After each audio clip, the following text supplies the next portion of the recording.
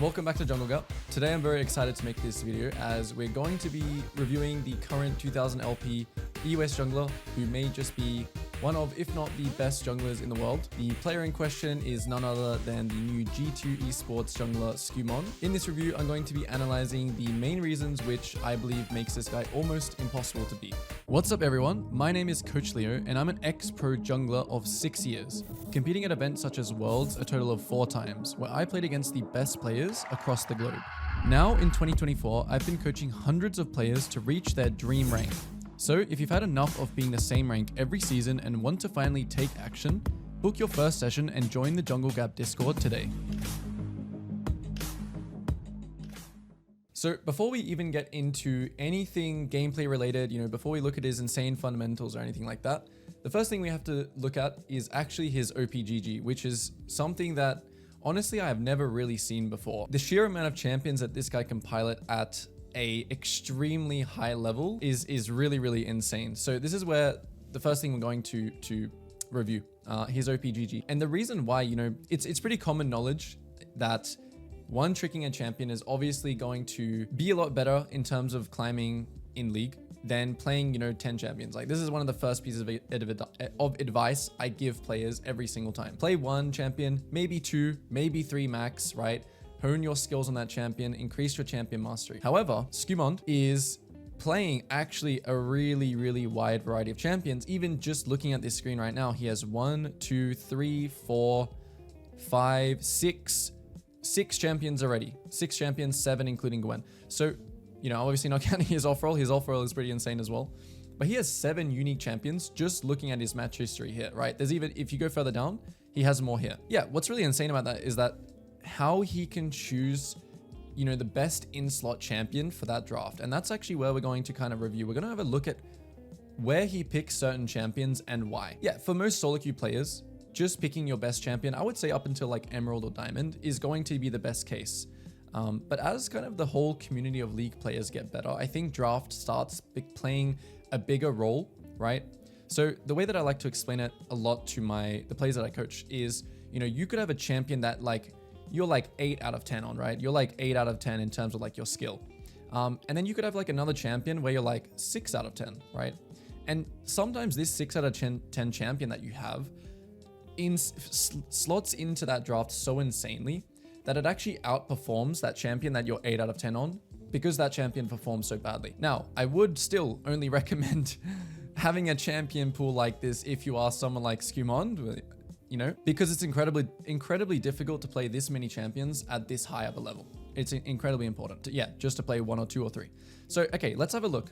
So in this first game, why did he pick Skarner this game? Let's have a look. Number one reason that I've noticed of how he picks champions. Generally, he always actually tries to craft a draft, right, on his team that functions, right?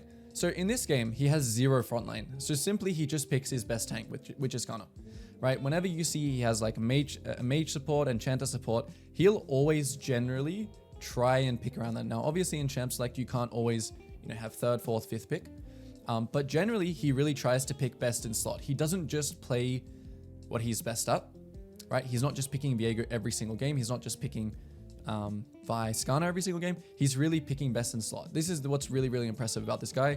When I look at other people's match history, when I look at other challenger players, challenger junglers, it generally is that they're really just proficient in one champion. Okay, so let's look at the next game. So Skarner, we have a front lane. Skarner is generally pretty flexible in what he versus, but obviously he does like versing these immobile, Syndras and Aphelios. So super good pick. Okay, let's look at the next game. And besides the Viego, which I believe is just a flex pick, he can kind of pick whenever. This is a very repetitive thing that you see. You see him pick either the champion, the engaged champion. So generally he'll also pick, even if he has an engaged support, for example, this game, he'll still pick like an engaged champion just because of a counter, right? So he just counters Master Yi. I think Master Yi, I don't know if he can actually dash the Vi ult. But in this game, it's just quite insane. I think the enemy team actually picked some decent champions. I don't know if this game he was picking early or something. He may have just seen Draven, and then the Thresh pick comes out because that's quite good into Vi. But in this game, flex pick Viego. So we'll keep going down the list. I'll keep kind of quickly analyzing. This game is interesting. This game, he actually picks Talia with Seraphine. So I don't actually think this was a good pick. He is versing a few dashing champions. So 3 dashing champions here. So yeah, what we can understand from this is, obviously I don't know when he picked these champions, but either he'll counter the enemy's picks or he'll try and pair with his support. That's basically the conclusion that I came to when I was looking at this. So, you know, Viego very flexible, but he really does like playing front to back as well. So, you know, Viego can pair with Alistar, he can pair with Lulu, he can pair with both. I think ideally as Viego, he wants engage. So let's keep going through, because I know these ones aren't that great of an example, to be honest, but you'll see the examples coming out here. This game, he has a center, he picks Wukong. Simple. You know, he picks engage for his team, and he picks kind of like the best pick that he can. In this game, right? Another thing you'll also realize is that he always pairs with his mid. He'll pair opposite damage type. This is something that, you know, is preached a lot. Obviously, it's really, really good to try and pick different damage types with your mid. So here, you know, you have 80 mid, 80 top, he picks the Zara. He also had a Thresh this game. Not really engage, I would say. You know, I think this was mostly for also the jungle matchup. I think Zara is quite good into Udyr. Full clear alongside him. It's crazy that this guy can just whip out like these many different champions just in what we've seen so far. Okay, another flex pick. I won't look at the Viego drafts too much because Viego is very flexible. Gwen in this game, okay, same damage type as mid. Gwen is kind of doing true damage, so it doesn't matter. But in this game, he has a Rel, right? And I think this was also a counter pick to Mundo. Yeah, I think this would have just been a Mundo counter pick. So he actually does, I think he does think about the jungle matchup actually quite a bit. Okay, so we have a Nocturne here. This looks like a pairing pick with mid again. So Nocturne plus Orianna, Nocturne plus Aurora. Also really, really good with a Rakan, as Rakan can kind of go in and then you can go in, or you can also like turn the lights off, meaning enemy team doesn't see anything, and then like an Aurora and a Rakan is popping out of fog. It's really, really good to have Nocturne to actually allow, it's not so much that you want to engage sometimes as Nocturne. Sometimes you want to just have your ult to let other people engage. So let's keep going. In this game, Cinder, Nocturne, different damage type. He has a Nami this time. Let's see. Also in these 2 Nocturne games, is he versing Immobile? Because usually also you want to pick Nocturne to #1 side lane to help your side laner, and also into Immobile enemy champions. So if you're like playing Yasuo this game, or even Kennen, to be honest, these are 2 extremely easy targets for a Nocturne in the side lane. Like all it takes is literally just to press ult in the side lane and they both just die. So Nocturne is about letting your team engage. It's about pairing picks. And it's also about, if enemy team kind of have immobile champions, it's also good, but also just about the side laning. Okay, so again, you see Skarner, he has a Lulu, picks a tank. Picks a tank for his team. His Skarner is really, really smurf. I think he's even picking it after the Skarner nerfs. Talia this game again. Okay, this time he actually paired it with a Rel, which is much better. But again, he's versing like two dashing champions, but paired it with a Rel, paired it with double 80 solos. I guess Volibear is kind of like mixed, more so AP. But it was a good Talia pick, regardless of the result. Brand this game. Okay, Brand again. Okay, so this game was actually kind of a bad Brand game. This is a game where maybe he was blind picking and his team just trolled. I think this looks like really terrible. The only good thing about this draft is that he has a Renekton that he can play around.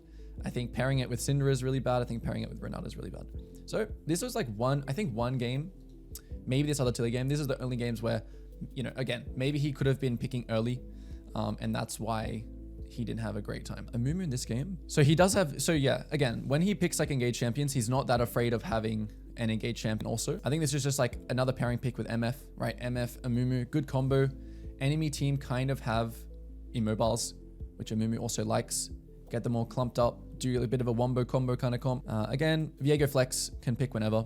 Wants to play front target, wants to kind of play front to back with a reset. So you'll see as well, a lot of times he picks Viego with like Jinx as like a reset kind of comp. Okay, 80 mid, Talia, 80 mid, has a Rel. You know, whenever he picks Talia, it's always versing kind of some dashing champions. I know there's a lot of dashing champions in League. Galio, Pike, dashing champions. I think Warwick kind of dashes with Q as well. I think this was mostly about pairing with 80 mid plus engage support to set up his W. Oh, cool. Vi game. Okay, so Vi is a champion that he actually utilizes to generally punish.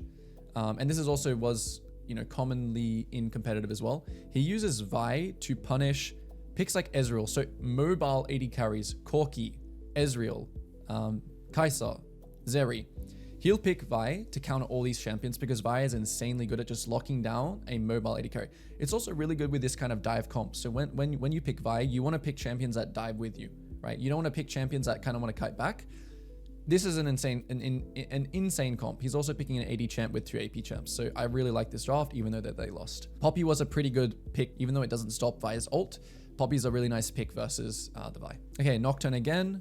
Nocturne Orianna, you see the combo. Again, you know, comboing the pick. Side laning here, Urgot can never ever survive the side lane, right? In here, he can never survive the side lane. Sylas, maybe a little bit better versus Nocturne in the side lane, but still, if Nocturne gets ahead and Sylas or Urgot are in the side lane, it can be pretty rough for the enemy. Obviously, in the 2v2s as well, you got to consider like, okay, Sylas and Viego in the side. The problem with thinking about the 2v2 is that Nocturne can kind of choose, because he has the global ult. He can choose when he actually wants to ult on the side. That's what kind of makes him that side laning kind of, you know, crazy side lane pressure is what Nocturne gives. Again, Vi. Okay, let's see. Mobile AD carry. So Samira was another one. Mobile AD carry. He picks Vi. Really, really good combo as well. Diving comp. Again, insane Vi game. Really, really good into also Lee Sin, Kennen. Yeah, Vi is kind of underrated in high elo. Again, I wouldn't really suggest Vi, Skarner. These kinds of champions, this is why he can be so successful, because he kind of has these picks for kind of every little situation. Even he has Jax here. Even he has Jax to counter the Master Yi, and he has Jax Lulu. I think you can kind of see Jax as, I wouldn't really call him an engaged champion, but you know, obviously having an enchanter is pretty nice with Jax. And as you can, you know, you can continue to see his Jarvan is also really impressive. Like we haven't even seen Jarvan yet, and we randomly just see Jarvan come out. Jarvan is actually the opposite, kind of the opposite of Vi, where you want to pick Jarvan into immobile AD carries, because you can just ult. So again, you can see here, immobile, perfect Jarvan game. AP mid, range support, right? Enchanter support, really, really, really good Jarvan pick. Kha'Zix game, when you're picking Kha'Zix, you're looking for squishy people that you can pick off. You're also looking, hopefully, to have some kind of engaged support to engage for you. Has both of those things this game. Has a Nautilus, easy kill, easy kill, easy kill, easy kill. So really, really insane Kha'Zix game as well. Here we see another Skarner game. Thresh, Skarner Thresh. I wonder if you can still do that combo, ult Lantern. I actually haven't tried or seen that, but you used to be able to do that. Another solid Skarner game. He needs frontline. Thresh isn't really classed as like a frontline. Tilia game again. Okay, he has a Lulu this time. That kind of sucks. But he is versing 1, 2, yeah. Yeah, I wouldn't say that this is the best Tilia game. Again, he might have been picking early. He has a Karma and a Lulu. Not great. I think Tilia is honestly one of his other comfort picks, but I wouldn't really consider this a great Tilia game. And then Wukong again, same thing again. So he has a Janna. He needs engage. It also pairs really nicely with a Galio to follow up. We'll kind of conclude. Yeah, we'll conclude the champion selecting here first. Essentially, the ability that he has this vast champion pool kind of allows him to really min-max champ select, unless, you know, some of those games where he's picking early. It really, really allows him to min-max and get the most out of draft, which honestly really, really gives him a huge, huge drafting edge in some of these games. All right, now moving on to the gameplay side of things. We're really, really going to be looking at his fundamentals. We're going to be trying to spot situations where he's kind of using fundamentals that I've talked about before. Essentially, I watch these guys and basically just tell you all what the fundamentals that I've found. This is basically, you definitely will see, I've seen a couple of rounds in this game. There's a reason I chose this VOD as well. It's a Nocturne one. It's a pretty macro-based game, especially when you play something like Nocturne. So I thought it would be a good one to show. And so we're just going to go through. I'm going to try and structure the review in rounds like usual. You know, every time he resets, it's going to be a round. And, you know, obviously this is a really good way to look at the game as well. Gives your game structure. You should always look at the game like rounds. And as we can see, right, one of the things I always talk about straight away, you know, you always have to fan out, right? You're fanning out, you're looking for things. He actually likes to stand in this bush. I think that's to get this ward. Yep. So he gets this ward. Really, really good. You know, I'm not, you know, when I tell you guys about these wards and stuff, I'm not just making it up, right? I'm not just this crazy scientist that's just saying, oh, these wards are really good. Like, the best players in the world are using these wards, because this ward is just the best ward in the game, straight up. So if you can ever get it, you should try. Quickly analyzing the team comps. You know, we just did a lot of draft analyzing. So, you know, this is also another, it's kind of a side lane game. I wouldn't say this is like the craziest Nocturne game in the world. This was the game where he paired with the Aurora and the Rakan. So watch in the mid game how he uses his ult. I actually haven't seen the mid game yet, but watch in the mid game how he uses his ult, because I will predict that it's going to be kind of more of a ult and let Aurora, let his teammates kind of work kind of ult. He's also probably going to be ulting the side lane to the Gnar, because mini Gnar is really, really easy to kill. First thing we recognize in this game, he's starting Wolves, which instantly just tells us, okay, like, you know, we've always talked about Raptor start, you know, on my channel. When do you want to do Raptor start? You want to do Raptor start in games where you feel like not much is going to happen. And that's even more so on a champion like Nocturne. Because what do you want to do as Nocturne? What's your identity? You want to try and get 6 as fast as you possibly can, right? That's the whole goal. So two things that are just going hand in hand here. The game is not volatile. He's not really going to get a kill anywhere. And the reason for that is this bot lane is not going to be volatile. Even though you have a Draven, it's TK versus Rakan. These two champions are in the category of, yes, they have CC, they have gank set up, but they also are really just kind of hard to kill. Both of these supports are really hard to kill. Ziggs is also kind of hard to kill. He's just playing for a farm path. This pathing is also going to give him access, if he wants, to the second grubs. So, you know, he can do 1, 2, 3, 4, 5, 6, 8, 9, 10. So he's farming his camps like this. Then he'll reset, and then he'll do like 4, 5, or 5, 4, 5, 4, and then walk to the grubs, and it should be around this timing. So this path is also really, really nice if you want to just take grubs, which you should. Again, that pathing, if you take 1 grub after doing all of that, actually gives level 6. So that path exactly, plus 1 grub, gives level 6. And whenever someone starts Raptors, that's kind of what I assume they're going for. They're trying to go for that first grub take. Watch how he clears as well, okay? Clearing as a fundamental is something that is really, really, really important. It's really important because the faster that you clear, the better your tempo, okay?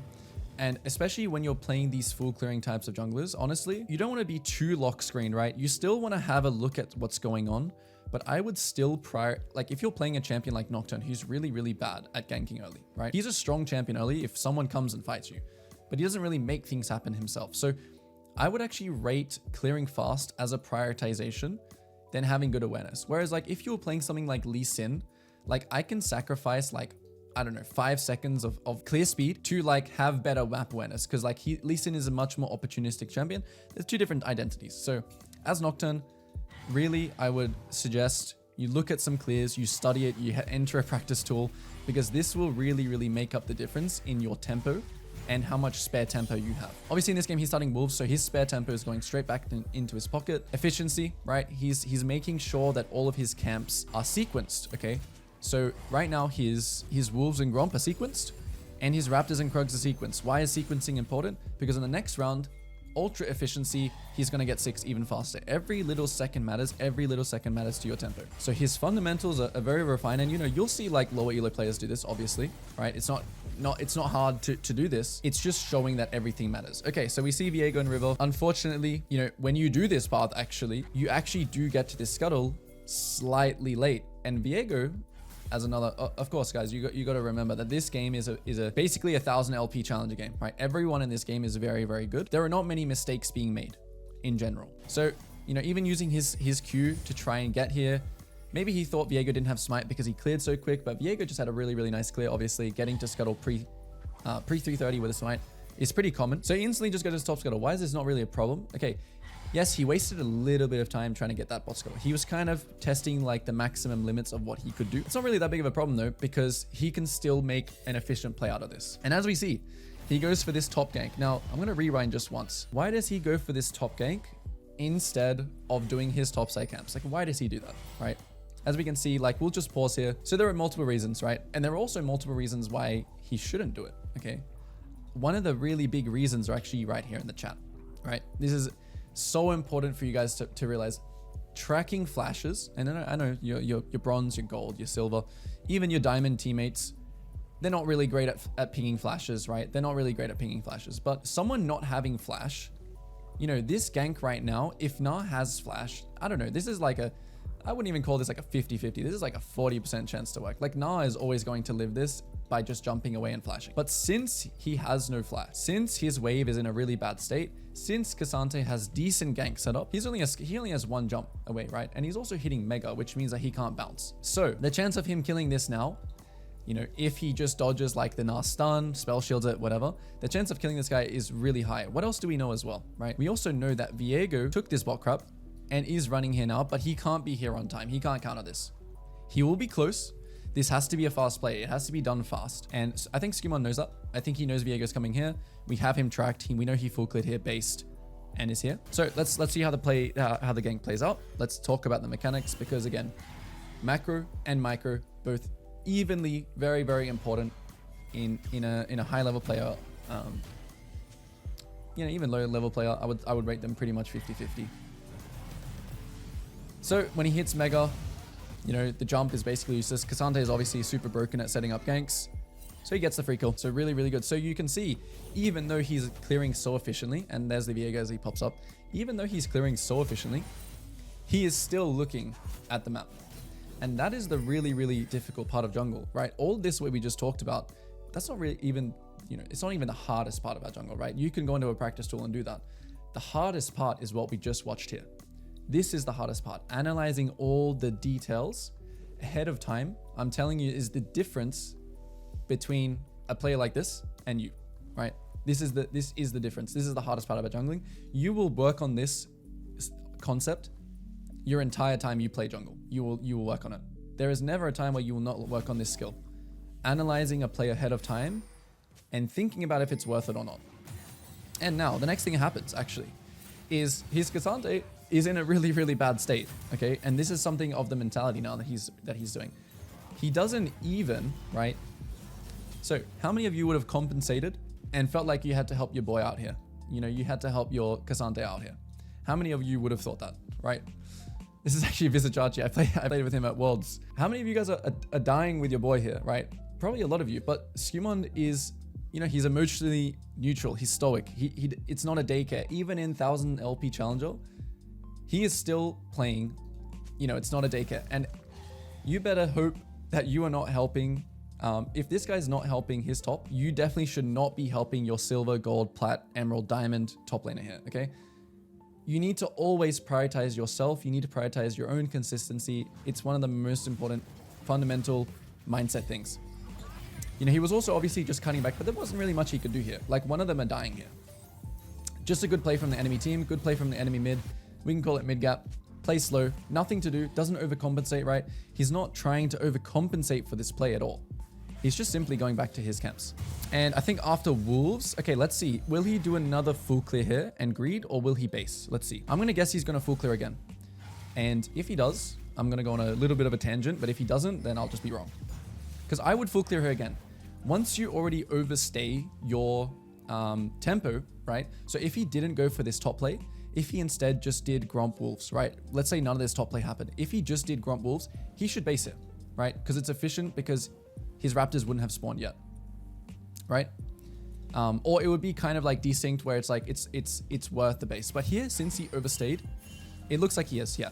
So he's going to overstay, right? Being greedy is not bad, okay? Being greedy, there are times to be greedy and there are times not to be greedy, right? This is definitely a time to be greedy because he already overstayed. He already lost his tempo going for the top lane. And obviously it's also just super, super efficient for him to just full clear again, base, and go to the grubs. We know that Viego is also clearing down. Okay, did he just stay top, the Viego? Let's see. Okay, so Viego actually stays top, which means as well, he's gonna have a way, way, way better buy for this because he has 1700 gold, right? And Viego is here. So that's gonna actually, yeah, I think he's not even basing. So I'm wrong about this. This is something I'm gonna learn right now, I guess. He's actually not even basing after the Krugs. He's taking greed to another level, right? He's taking greed to another level, which is interesting. I would have to analyze this further. I have seen him do this before. I have watched a lot of his VODs. He does take greeding to another level, which is honestly even a learning experience for me, right? I would never ever think that running from Krugs to here is like good, but I guess he's just thinking that 8 seconds of recalling and the fact that he can just queue up here is worth because the Viego made that top play. So like when he saw Viego here, maybe he was thinking if he based right now, maybe Viego can get 1 or 2. I'm actually not sure. Let me know in the comments below what you think about this play. Whatever the reasoning is, he's greedy, right? That's what we can take from it. He's super, super greedy, super efficient, and also really, really knows what a high percentage ganks and not. I think this is the main thing we can take from this first round. So taking the grubs, and then I'm assuming he will base. I mean, he does have 6 now, who knows? Maybe he goes for another play. Okay, he bases. So this will conclude round 1. All right, so starting the next round here, we can see that, you know, the first camp that actually spawns for his cycle, right, is his Grom. And this is something that I always basically preach, right? Do your weak side camps before going to the strong side, okay? And this is something that's interesting that he does because I think initially as he was running out of base, he did want to go back to his top side. I think he was running mid to kind of decide where to go. Yeah, okay, so we're running towards the dragon. Okay, so this is actually a match or trade situation. This is a situation where we think that the enemies may be on dragon and we're trying to match. And, you know, I think here, obviously this is up to your awareness, right? As you're basing here, what's really, really important, the fundamental that's really important here is actually, again, thinking about what to do next. So as you're killing these grubs, you got to be thinking what to do next. Obviously he has to base right now, right? He has 2k gold, right? Has to base. Honestly, here, I would assume dragon is gone. I would assume it's traded. But I think what he did is that he kind of analyzed this situation in bot lane. The Ziggs is overstaying. I think he has no TP. I think honestly this play is a little bit flippy, but I think the main takeaway from this is that when you have ult, right? Honestly, a lot of players do this thing where they say that they do the fundamentals, right? They do the fundamentals. I'm doing the fundamentals. I'm clearing quickly. I have a good tempo. That's good. That's really good, but that doesn't win you the game, okay? Those fundamentals actually just put you in a position to win the game, right? So what he's done so far is putting him into a position to make a play with his ult. You can think about it like that. You know, a fight happens. I think this was kind of, I'm not going to say this guy's, you know, I'm not going to glaze him too hard and say that he's some kind of genius that's seeing into the future. I don't think he was doing that. I think he simply wanted to match the dragon because he had ult, because he wants to match, right? He wants to match when he's stronger. Nocturne level 6 with his buy right now. If you compare items versus him and Viego, he's much stronger, right? Viego's pretty strong too, because he got 2 kills. But yeah, he wants to match. He wants to match when he's ahead. He wants to trade when he's behind. So this is basically, you could just see this as he wants to match the enemies because he thinks he's stronger, regardless of all of his topside being spawned. My opinion on this is that I still think he should do this first. And I think that he should think that dragon is gone. And then he should play on his timer here. That's my opinion. But yeah, in high elo games as well, I think it's a little bit different, to be honest, in high elo. Because in high elo, the games typically are a lot faster because people are trying to really get every single edge that they can. So, you know, a dragon in high elo is obviously worth a much more than it is in low elo. That's just the way it is. So both teams are really prioritizing it. And that's why when you watch competitive as well, when you watch competitive, why are they always contesting? Well, because once you give a little bit in high elo players, high elo meaning like 1000 LP challenger, they actually know how to, most of the time anyway, they know how to actually snowball with it into a win. So that's why when you see competitive games, everyone's always contesting everything. Everyone's always contesting, contest scrubs, contest dragon. Same thing here in high elo. I think this is more of just a high elo thing. But yeah, I would say clear down here and then play on your timing. After you clear your wolves, you come in here and then you join this. It's a bit of a fiesta, right? Both teams just think that they win. So both teams are just fighting it out to the death, literally. Now he dies. So now, yeah, now you'll see. So, you know, that round is kind of over, new round beginning, and now he'll actually do his proper clear. Interesting to see here that he actually does wolves first. So he's obviously, okay, so now he doesn't really care about efficiency, right? It's not like he is doing like, you know, you don't have to be crazy about it. Obviously, I do encourage, just think about tempo. What is fastest? That's all you ever have to think about. What is the fastest way I can do this? It is just queuing this over the wall because I can kill this wolf as I pull it to the blue. So you gotta think about these things in terms of efficiency. I can kill this wolf as I'm walking to the blue instead of doing like 1, 2, 3. That's all it is. Efficiency now, right? We've already kind of made the most of it. Now just kill everything very quickly. I see this among a lot of really good junglers. You don't get challenger off like sequencing really well. It's just a small part of the game that gets you 6 faster, basically. This happens, ignores it. Okay, he has ult now again, right? He actually didn't have ult on that top play. It was very close, but he didn't have it on time, right? So simply just clearing down in this round. Simply just clearing down, right? Not trying to overforce anything. He sees a bot fight happening. He tries to walk towards it. He realizes it's over. He can't get a kill. So he simply doesn't try and overcompensate, doesn't try and dive towers here. Just does this. Yeah, misses that Q here. It happens. And now what does he do here? He actually just resets. So again, still really good players don't overcompensate. They never, you know, the top dive thing happened. He didn't overcompensate. Bot lane fighting didn't overcompensate. Top lane fighting, you see how like sometimes it's just better to wait for your moment. This is something I really preach. When you try and win the game too hard, what ends up happening is like you just have unforced errors, right? You're just trying to win too hard. Simply just play. Obviously you need to try and win, but don't try too hard to win. Well, you know, also when you try too hard to win, you get a little emotionally more invested and you know, you get tilted and stuff like that. Just play with the cards you've been dealt is the best way I could describe it. You know, if you have the cards where your bot lane is solo dying, It is what it is. You can still carry. Next round begins. Let's see what happens. Also, another reason he recalls here is obviously because the grubs are spawning. All right, fight happens, stop. Let's see how he plays this mechanically. As I'm just going to go back one more time. This is also a really, really nice part about Nocturne. I would always also really just recommend playing Nocturne. Honestly, I think it's just a really, really good jungler. It teaches you a lot of things about jungle. Fundamentally. Fight doesn't look good.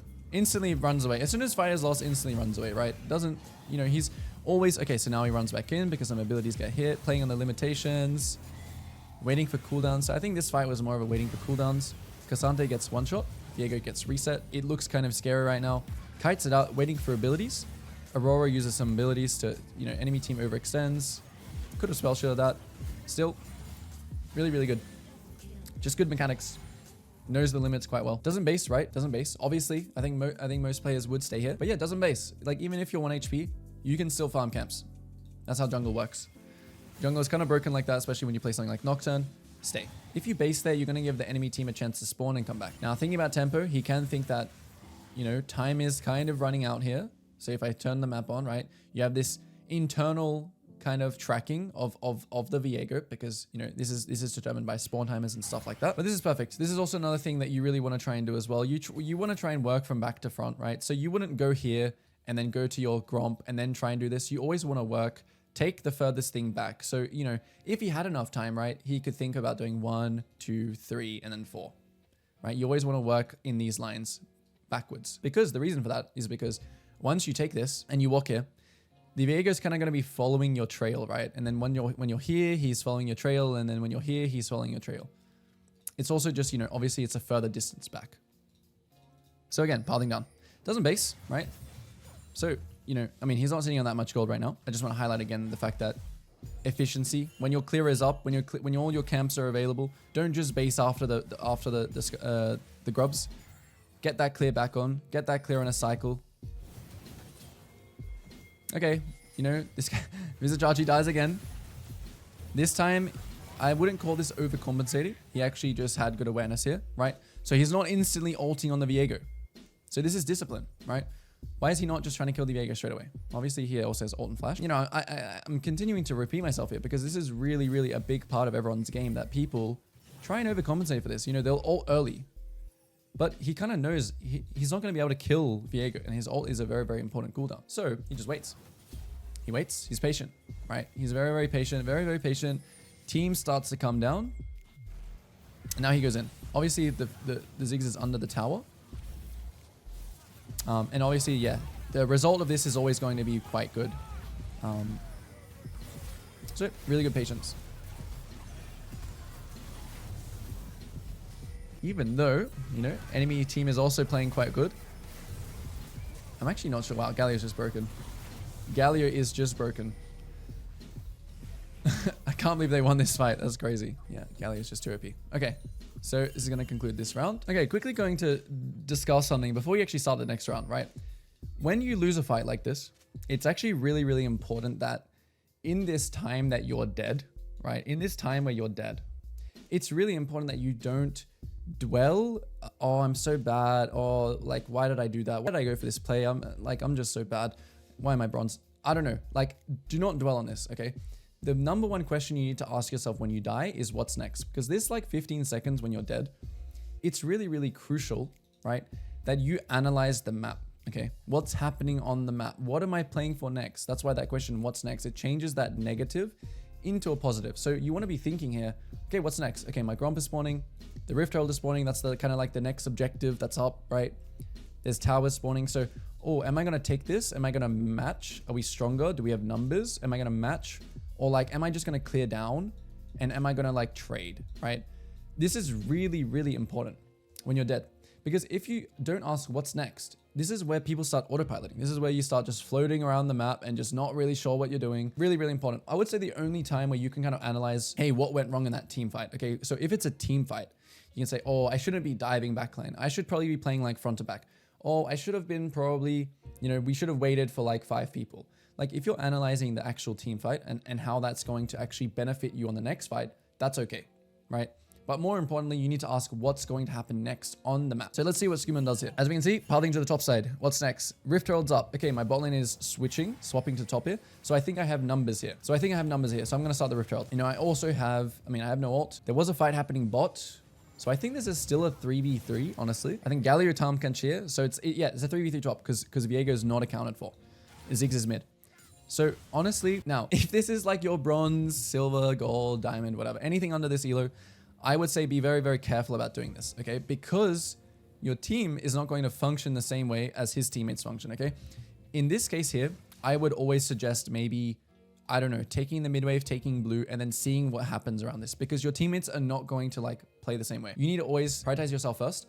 I would almost suggest that like you just farm, right? If you're low, if you know, I would suggest this. Farm, obviously start the Rift Herald if it's like 100%, you know, you see like 5 people bot. There's a really good reason. Okay, do the Rift Herald, that's better. If it's like 3v3, you're not really sure, don't be the one to start the Rift Herald. Let your team kind of like cook up a little bit. Start the blue. Maybe the enemy Viego like starts this, your like Rakan goes and wards it, and then you run in here and kill him. That's how you want to play it, okay? You don't want to play it like this. So there's a little difference. But yeah, in this game, I think this play is okay.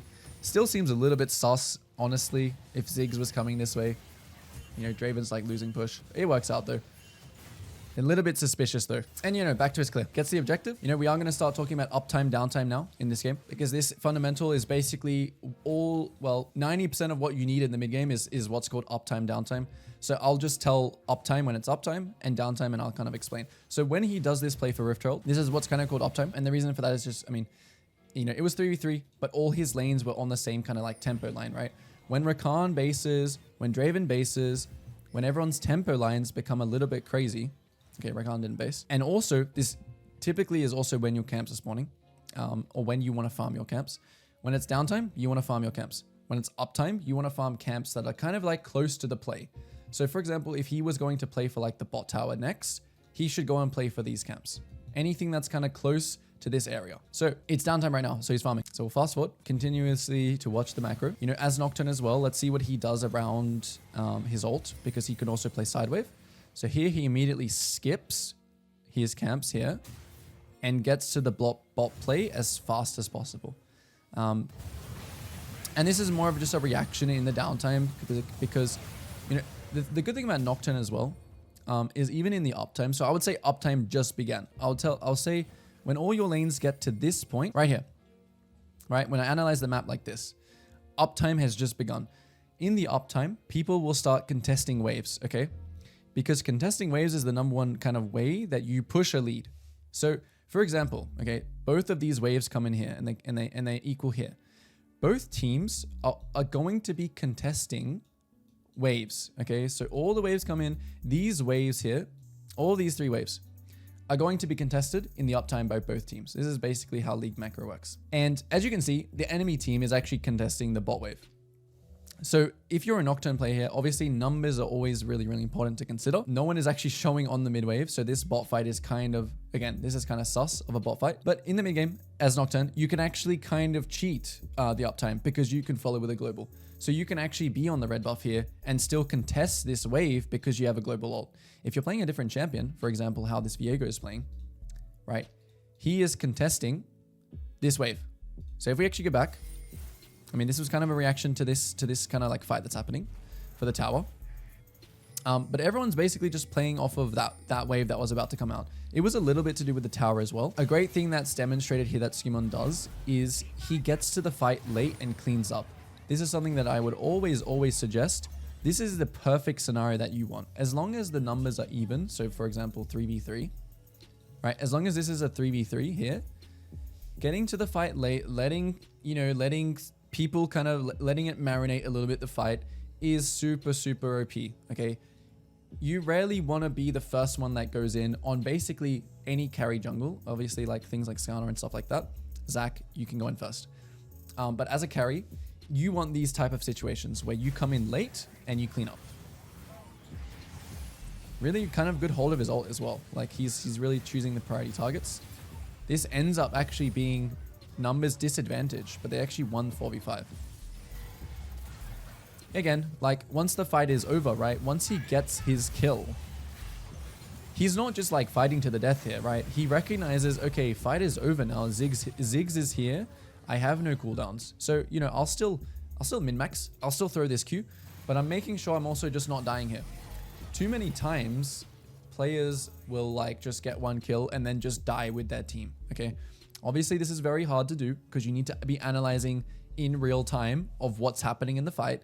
But right now, this is already a hugely winning situation for blue side because they just won 4v5 here. And the Draven is just getting free mid tower. So really it's up to the enemy team to clean up here. So you don't have to like do anything more. It's already won. It's already super won here. You know, they're playing it to the limits.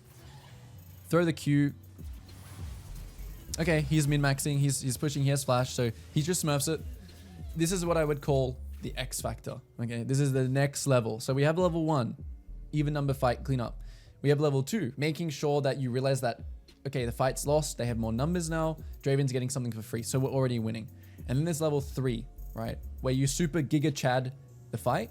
You have that X factor, and something like this play, like I'm telling you, this play exactly what just happened here and what he did is absolutely game winning. This, what just happened here is absolutely game winning because if you look at the gold before this fight, at least I think, yeah, enemy team is up like 1k. Enemy team is up 1k here. And then after, if Draven gets this tier 2 tower, which I think he will. Yep. Now look at the gold. Crazy gold swing. And that was basically pretty much just off of his play. Because if he didn't kill Zigzag, if he didn't kill like the rest of them, Draven doesn't get that tower. So yeah, level 3, the X factor. This is what makes this guy unbeatable. And now as we start the next round, we're going to be looking at uptime, downtime. Once again, right here, it looks like it's downtime currently. The reason why is because Draven is still in spawn. People are still getting set up. Okay, so he's probably not going to try and do anything crazy as I say that. He's ulting on mid. He does have TP. He is really strong. Okay, so let's see. He's breaking the rules. He's breaking my rules, I guess. Okay, I think these are... To analyze this, actually, I think there's 2 reasons for this. Okay, number 1, he does have double TP. Okay, so he has TP on this guy, and he has TP on this guy. So, right, you can break the rules. Okay, I think this is another challenger thing because I definitely think that in a bronze, silver, whatever game, your team is not TPing here, even diamond. Your team's not TPing here. I think this is a high level play. This is when you understand uptime, downtime so well, and this is when you understand tempo of the game. This is when you understand, okay, summoner spells, no flash, TP, TP. So he's actually playing uptime quickly because he can, right? Basically what's happening here is he's just playing uptime. He's contesting this wave. He's saying, Ziggs, you're not allowed to take this wave. I'm going to kill you if you take this wave. Yeah, so just insane, right? Honestly, even me watching this, you know, I'm not trying to glaze him too hard. I definitely think he is thinking about TPs. Sometimes really good players, you know, you make like false analysis for them, or he's like thinking so like 5 head. I definitely think he is thinking about TPs, like 100%. He's thinking about TPs. He's thinking about Ziggs no flash. He's thinking about he wants to play on this wave. Now the enemy team actually also makes a good play, and they are around here.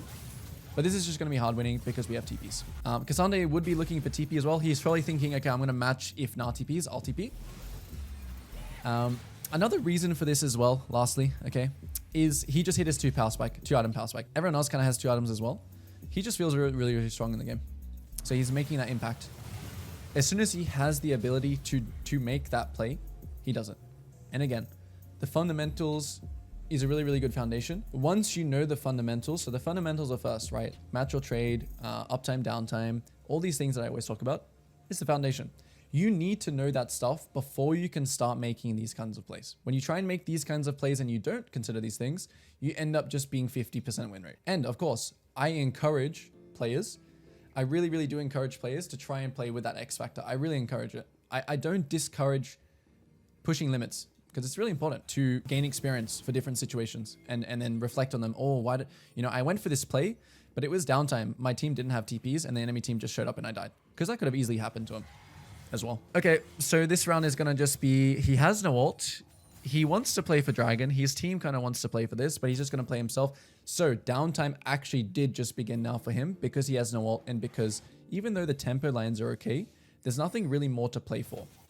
You know, so he's just taking camps. Simply put, these kinds of rounds as jungle, right? So when you're an ult-reliant champion like Nocturne, okay, These kinds of rounds are really important that you recognize, not only because obviously he's playing towards dragon, but these are the rounds where you really extend your lead. These are the rounds that you really snowball the lead by not just continuously chasing kills. He's going to have a round here where like he could literally, like in this round, he could probably do something like this. 1, 2, 3, maybe dragon. And then his raptors will spawn 4, 5, 6. Like he could have a round like this where he just completely destroys the map. He could even do 1, 2, 3 and then come to the bot wave and push this, depending on how long this top play goes for. So let's see what he does. Let's see what he does in this like farming portion of the game. The most important takeaway here is that he's farming. Okay, so someone TP's bot. It is Galio. It's impossible to die unless, okay, here's Rift Herald. Another thing, when you get Rift Herald, think about how you're going to use it. The best way to use Rift Herald, which he just demonstrated, is to use it away from where they're not. So you want to use Rift Herald wherever they're not. So for example, if they had 5 people here or 3 people here, you shouldn't use the Rift Herald here. You should reset and use the Rift Herald top. And this is something I always preach. Use the Rift Herald. This is how you use Rift Herald, basically. Use it on the lane that they are not.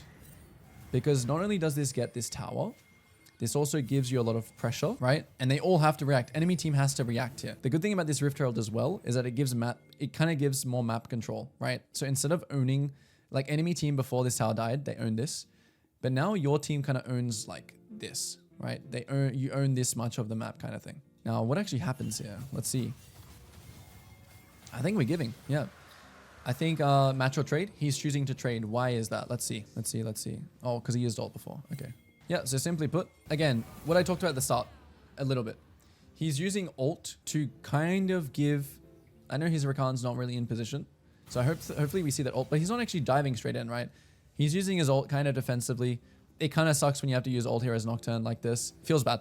Feels bad to use like that, but the most important thing that happens here, the most important thing, he doesn't contest the dragon because he doesn't have ult. This is the most important thing to take from this, right? Even though it's their second dragon, no ults, no ult, no ult. So simply the game is still won, right? You don't have to contest this dragon. This goes out to every single player. I hope other lanes also watch this video. I hope laners watch this video. You don't have to contest every single dragon because right now the win chance of this game is probably like 60% plus for blue side. If you contest this 50-50 dragon or probably even lower, I don't know, it's probably like a 40-30. I mean, a 40% dragon. Yeah, just not worth it. You already won the game. This dragon's not, obviously it's good for the enemy team. They're starting to get a win con, which is soul, but it's not necessary. Keep your composure, keep your agency. Most important thing that you can learn from this guy right now. His tempo is good. He has X Factor. He keeps his composure. He keeps his agency. Obviously, the X Factor stuff is really impressive, but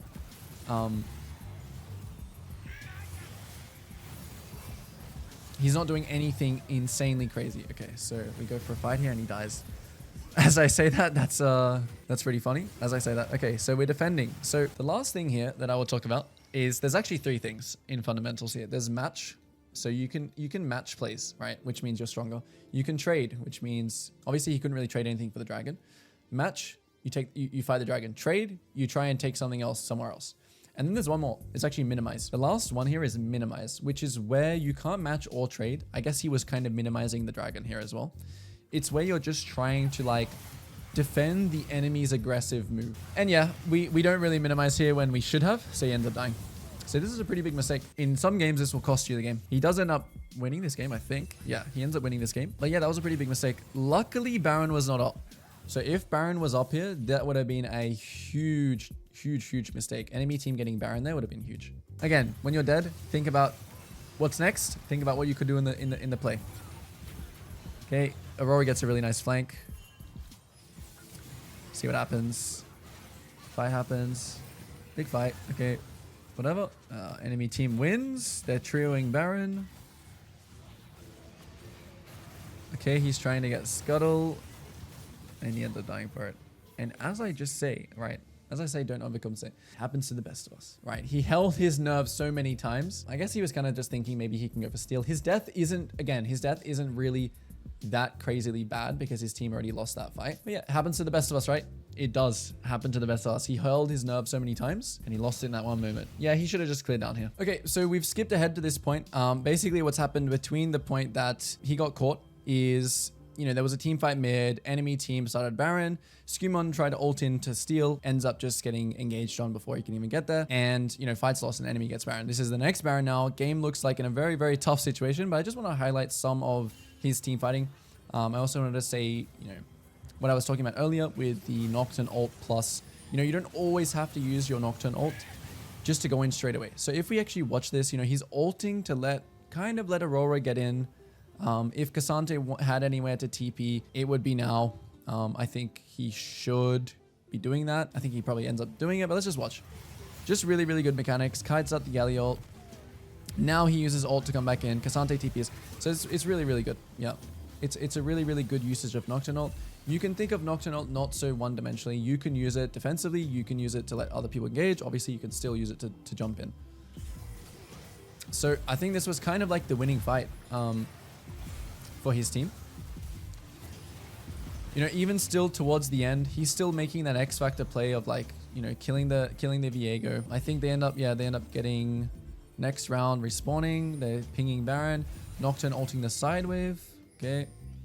And yeah, this is kind of like not much to take from this late game now. It's just about team fighting and Baron. But, you know, as you can see, kind of like concluding this review, the really, really main points to his game is one of them is definitely just, you know, even though he got caught once mid, he really did keep his composure in a lot of this game. I think that's a really, really, really vital takeaway, as well as all the fundamentals and you know, that X factor as well coming in. This is really what it takes to be, you know, such like 2000 LP jungler. This is what it takes. And, you know, I could pick any VOD here. I honestly think he would do this stuff. He does do this stuff consistently. Obviously, everyone has like, you know, some stinker games. That's just the way League of Legends is. You know, it's not a solo game where you can just perform every single time. There are a lot of variables to it. But as a whole, he's very, very consistent and very, very insane. Okay, so another fight happens. How did he use his ult this fight? Let's take a look. So he has ult. Again, ulti, right? Doesn't just instantly run in. Lets the kind of thing play out and then jumps in. Just the fact of this ult, of having a Nocturne ult is really, really OP. And then I think what happens here, so they win this fight, chase him out, they do Baron. Comes down to a smite fight or something, maybe. Vega ults in too early because they have a pink ward, and he gets the smite. And I think that's all she wrote. Death time is too long, so they just end. All right, cool. Thank you for watching this video. Hopefully you were able to take something from this and apply it to your own games. If you want to see me review and do these kinds of reviews more often, leave it in the comments below, and I'll see you all next time.